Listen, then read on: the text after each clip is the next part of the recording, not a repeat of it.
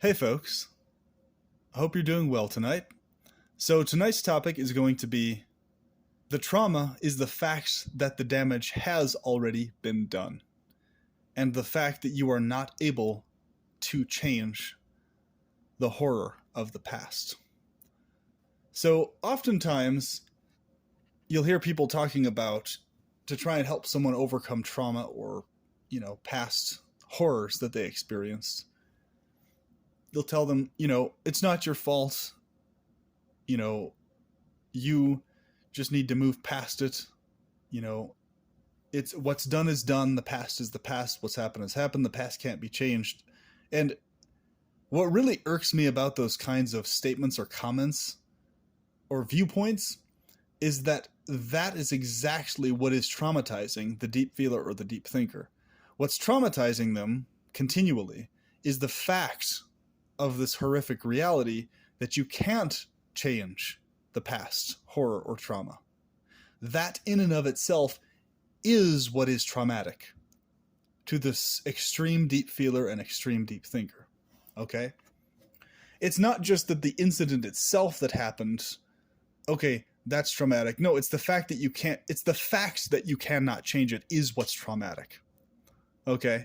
So even therapists who are trying to help people in therapy, they're also lying to people by not actually acknowledging that this is actually the case fully. So they're doing various techniques to get the person to continue living or moving past whatever it is that happened or whatever, but they're missing this key point here. They're missing this key principle. Okay?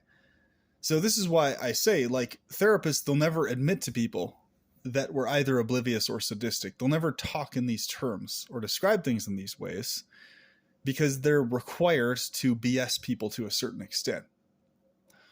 And quite often to a notable extent, because the focus is to get the person back into a positive state, which requires some kind of making them oblivious to the horrors of reality, to some extent, in some way, right?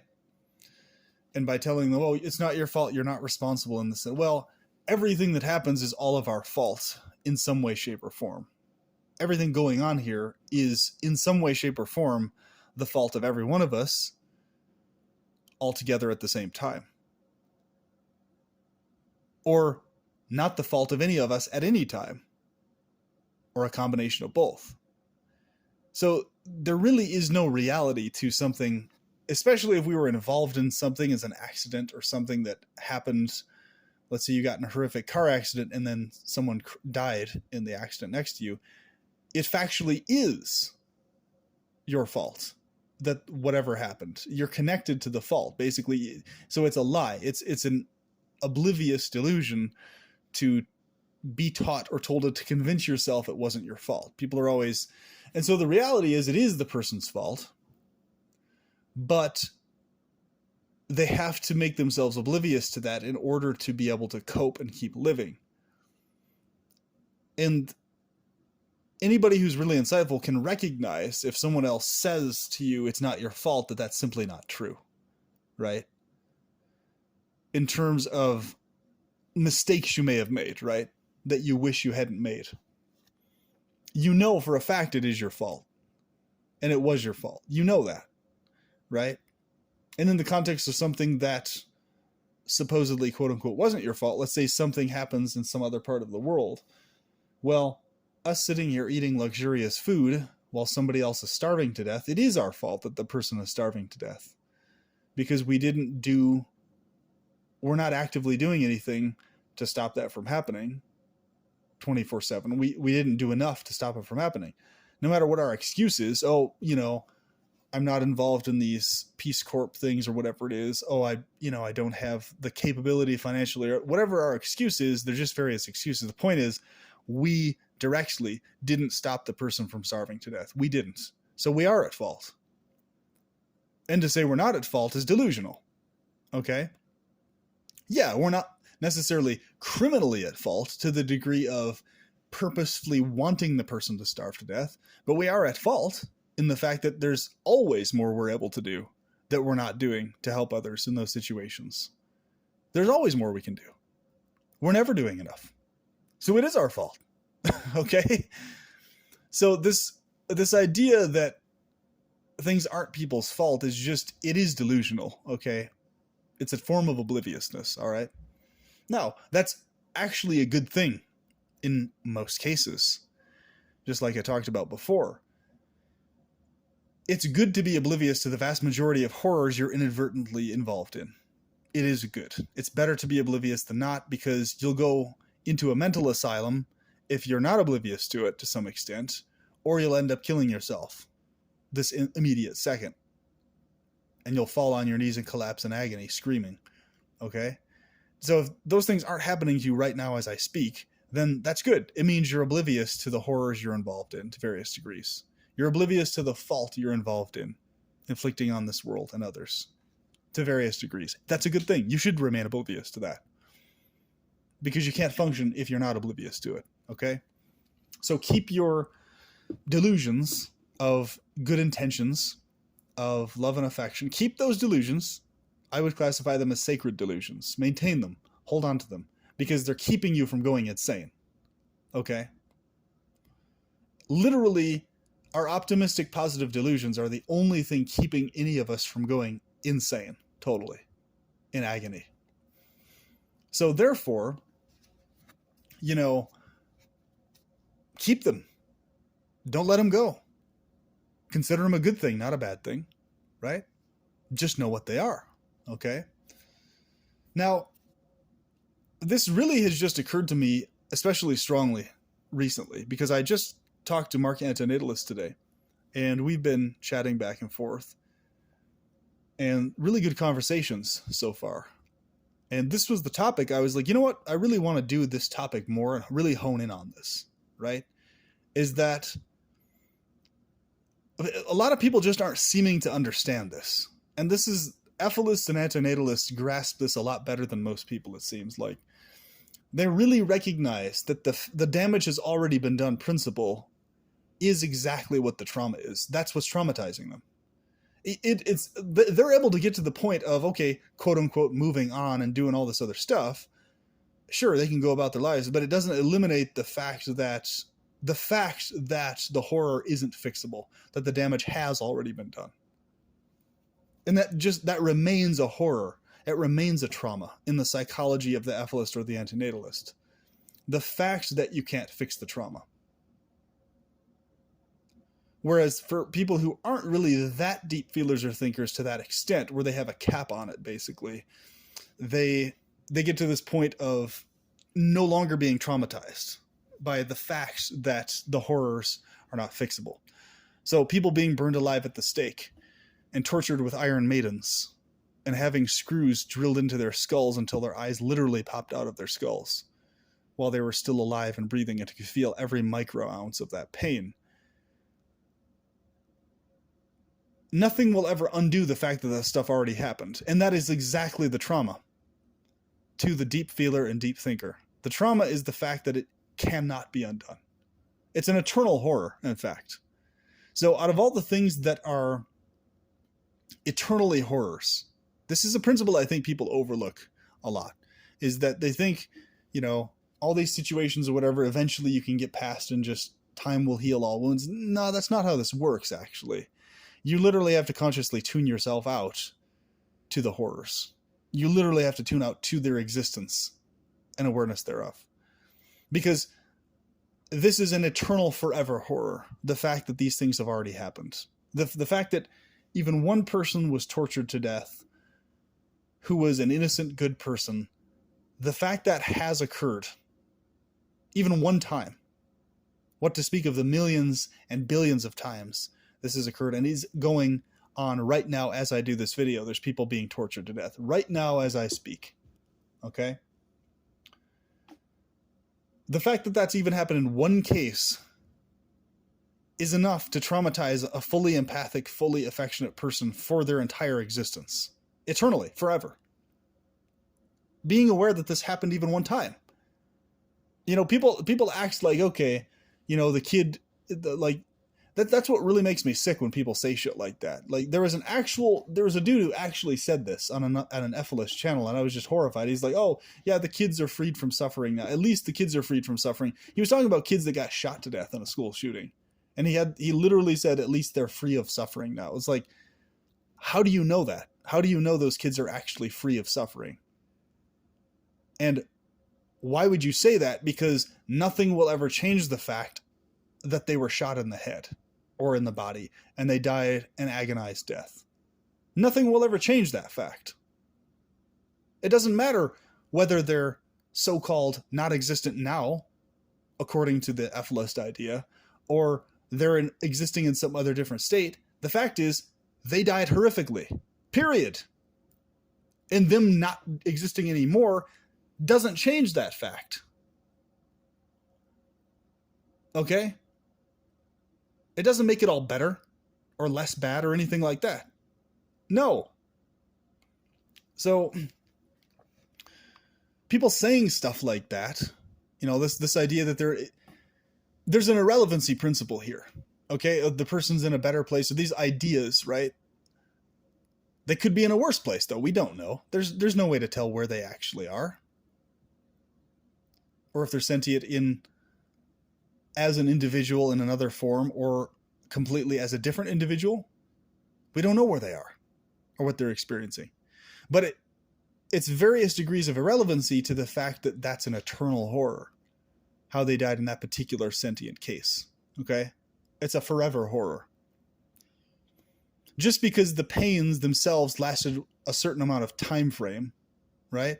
So like they lasted an hour, a handful of days, weeks, however long the torture lasted.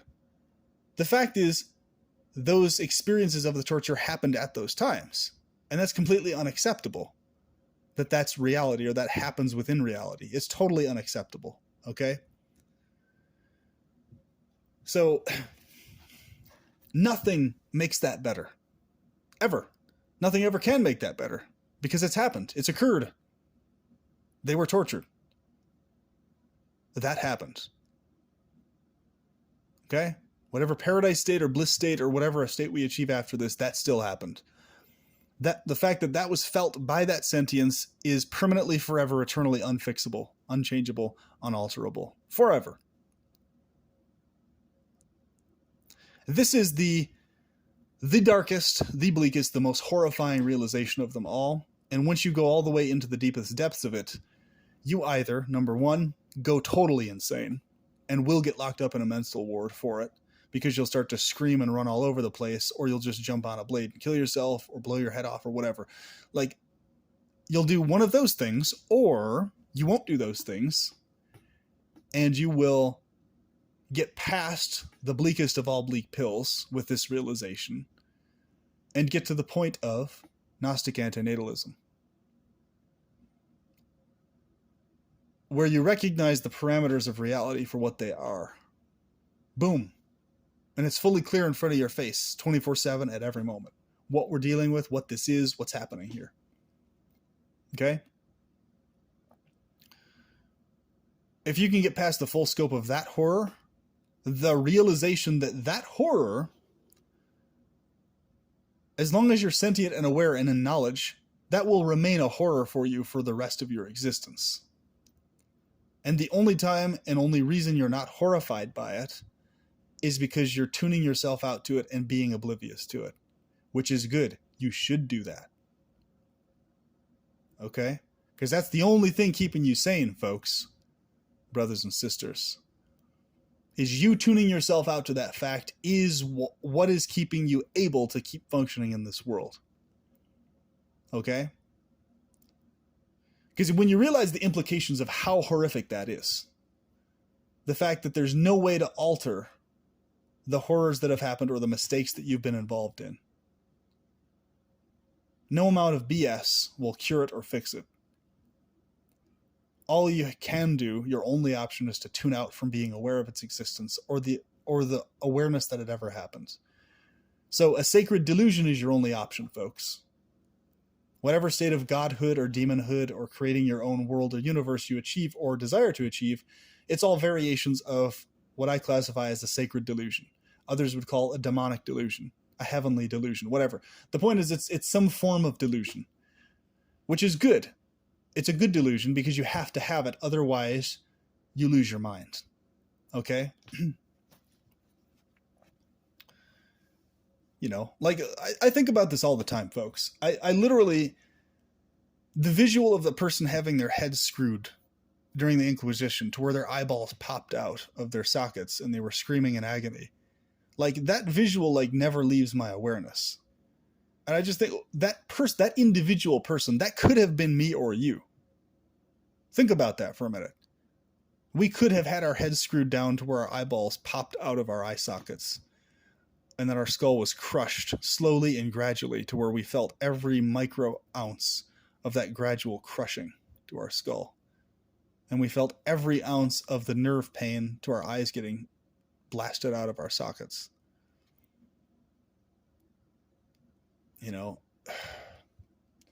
That could have been us. That could have been me or you.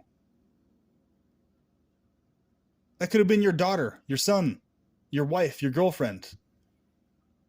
That was someone's girlfriend, wife, daughter, lover, child. That's who that was, folks. Grandparent. Some gentle soul that somebody loved and cared about. That's who that was. That's who was burned alive at the stake, folks.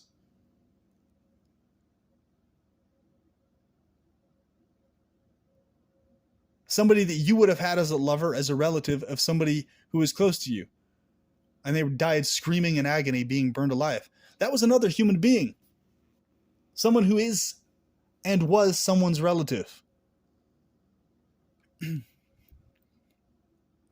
no amount of punishment to the ones who inflicted that on the person would make up for it either, because it already happened. The damage is done. Nothing that follows makes it better. Nothing that happens afterwards makes any of it better. Or worth it at all. We're all just choosing the types of evil we want to be. Once we stop bullshitting ourselves and each other completely, entirely, 100%, we realize this reality. Of reality.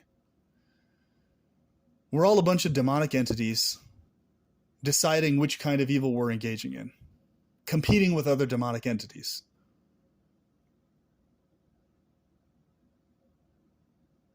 We're either pleasure-driven, in perpetuation of that, and oblivious, to various degrees, or we're sadistic to various degrees, and pain infliction on others driven, or consumption driven, where we don't care that much about the pain we inflict on others. This is people going and eating at McDonald's every day of their life. They're people who are sadistic. They don't care about the pain they're inflicting on animals or other people. You may have been one of those people who used to do that. You may still be doing it, even in the process of listening to this video. You're all sadists or oblivious to various degrees. So am I. We're all demonic, folks. Even those of us who like to think we're loving and compassionate and care, we're still demonic. We're just a different kind of demonic. That's what this comes down to. Okay? No matter how good you think you are, you're a demonic entity of some kind. So am I. That's the reality. Everybody else is going to bullshit you. The majority of aphilists and antinatalists will also bullshit you. Sadly, unfortunately, until they stop doing that. They're going to BS you that good intentions equal actual good, right? What we think are good intentions equals actual good of some kind. According to who? According to us, of course. Of course we think we're good. Why wouldn't we? Why wouldn't we consider ourselves on a moral or ethical high horse? Because we have to see ourselves as good. Otherwise, we go insane. Seeing yourself as good is literally a coping mechanism. It's an oblivious mechanism. It's a tuning out mechanism. That's what it is, folks. You have to see yourself as that. Otherwise, you go insane. You go nuts.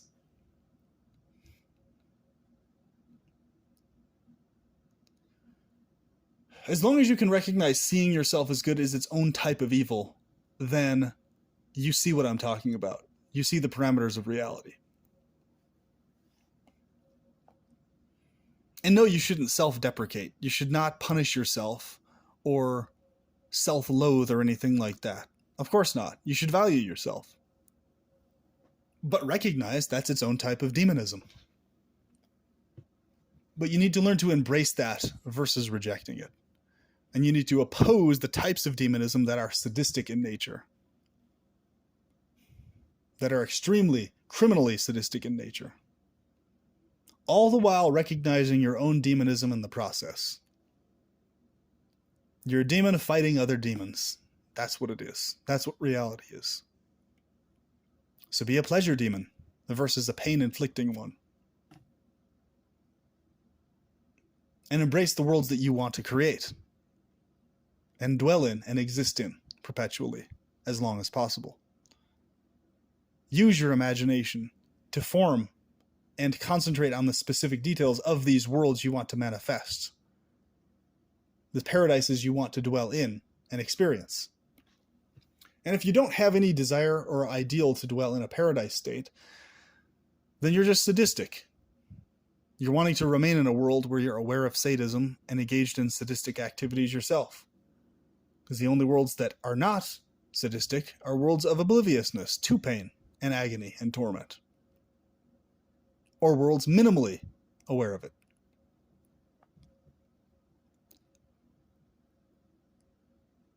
So any way you cut this, folks, the damage has already been done. The horrors have already been inflicted. The torments that people in the world have faced are torments of your and my family, friends, relatives, romantic lovers, and everyone else. That person burning alive, looking at you, screaming, their eyes bulging out, wide open. You unable to do anything about it to stop it. That was someone you loved. So what we have in us is a genetic trauma, folks. This is why people are afraid to speak out socially, because socially speaking out was lethal historically. If you saw someone who was a good person getting burned alive in front of your face for speaking out against the corrupt Roman Catholic shit pot, then you would have been permanently traumatized by that for the rest of your life. And it would have sank in fucking deep. And I suggest, it's quite obvious to observe in the world also, that there's a genetic trauma that sank so deep into people's brains and psychologies who saw that shit going on, that it's literally in all humans everywhere. This is why people are afraid to speak out socially and not say things that are against what is considered social proof, right? That they always want to have social proof, because it was lethal. It was torturously lethal to not have social proof historically. It was. You would be tortured for not having social proof when the Roman Catholic Church was ruling the world. So that torment, that trauma, even to a kid who didn't see it, that's going to go into that kid's genetics and traumatize that kid to not want to speak against the social proof, because that awareness of the horror of that is going to be in his genetics. You see what I'm saying? It's going to be in his physiology, because that's how your brain was, and so it's going to transfer to his brain. It's generational trauma. So this is another reason you shouldn't bring kids into this world, because your genetics are going to contribute to a psychological chemical trauma in future generations. The most mild form of which is people being afraid to go against social approval. Because historically, it was worth it, because you would have been tortured if you didn't. If you went against social approval, you would have been tortured historically. Period. So no wonder it's ingrained in people's genetics nowadays. Even the potentiality of being tortured for going against social approval is enough to horrify everybody into submission, into staying silent and being quiet. Even the possibility of it. What to speak of it actually being a thing in the real world that you would face for sure, if you did. Yeah, we've come a long way, but we haven't come that far from the trauma, folks. We've come a long way with the laws, but we haven't come that far with the trauma. You feel it in you, right? It's a horrifying feeling. The fact that the only reason we're able to speak this stuff and get away with it is because we have laws protecting us doing so. If we didn't have them, we'd literally be all getting tortured right now, burned alive as we speak. If we didn't have laws protecting our freedom of saying what we feel like saying, right? We'd all be getting tortured and burned alive right now. The ones you love would be right now as we speak. Your children would be. Your friends and family would be. Your lovers. So if you look at these people from the past as your actual direct family members and people you love and care about, this is how I see people from the past, folks. Like I don't see them as just some stray random, okay, there's a human there. Something's happening to a human. No, I see them. This is my family member. This is my friend. This is not just some random person. This is someone, I correlate that person's thoughts and feelings with my own. Okay. And if you're highly empathic, you do the same thing. So a child starving to death, I correlate that child's feelings with my own and with those I directly know personally face to face. And I feel that kid that way. I don't see them as just some stray random kid. Okay? I don't see the person historically 500 years ago as just some stray past person who's no longer around. No, I see them as someone who I actually am a friend with, who I care about, who's romantically significant to me. Because they were a valuable sentient being that was able of feeling pleasure, that was capable of feeling pleasure, but had pain inflicted on them instead. Excruciating pain inflicted on them instead. And they didn't deserve it. Okay? Nobody deserves torture, folks.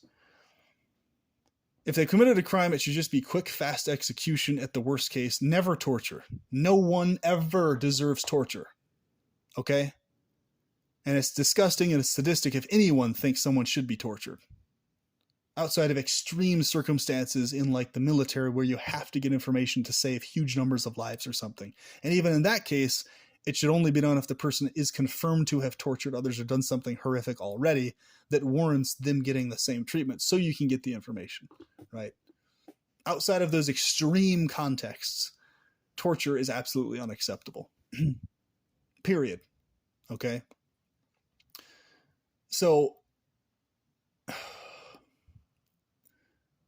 because it's perpetuating that evil, that sadism is what it's perpetuating, right? There's a sadism in wanting to get back or get revenge on people. There's sadisticness in that, okay? There's a relishment in that. That's the only reason people do it. Otherwise, people wouldn't be doing that if you're not relishing it, you know?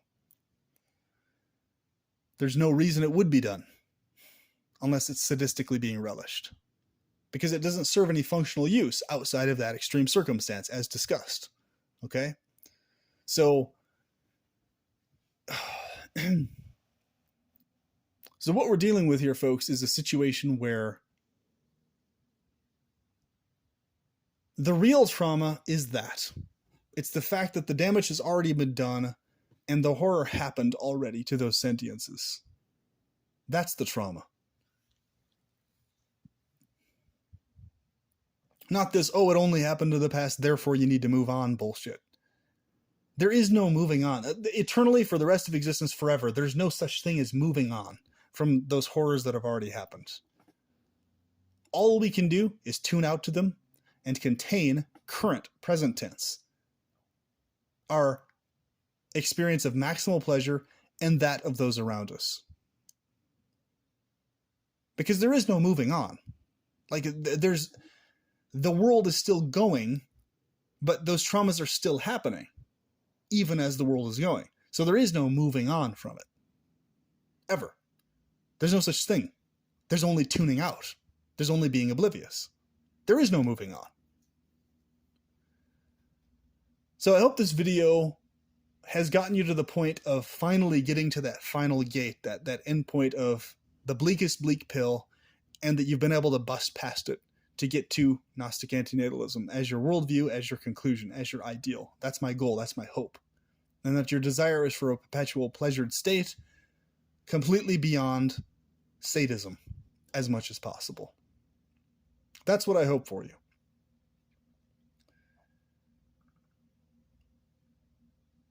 And I hope that the reality of this sinks in so that you can get past that and make it past that final phase of bleakness. Because if you can look at these people as your direct romantic partners and friends and relatives that all this horrible stuff has happened to, and in my case, physically it's happened to actual relatives of mine, so it's especially easy for me to see it this way. But if you can do that also, you are in the position of understanding reality as it is. And with that, I will talk to you soon.